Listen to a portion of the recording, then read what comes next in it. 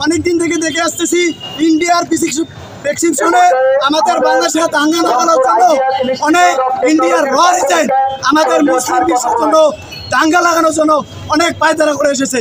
কিন্তু আমি বলে দিতে চাই, এখন আর ফেসিস হাসিনা এই বাংলাদেশে নাই।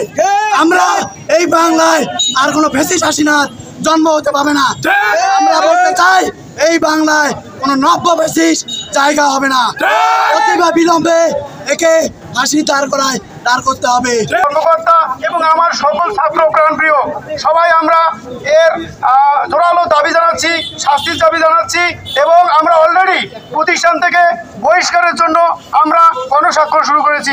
আমরা বোর্ডেও যোগাযোগ করেছি যেন এইরকম বাংলা জমিনে এরকম কোনো কুলাঙ্গার, কোনো অভদ্র, কোনো অসামাজিক যেন কার্যকলাপ না করে এবং নেক্সট টাইম যেন প্রশাসনের দৃষ্টি আকর্ষণ করতেছি, ওনারা যেন এটার চূড়ান্তভাবে ব্যবস্থা পদক্ষেপ গ্রহণ করে এবং দৃষ্টান্তমূলক শাস্তি দেয়।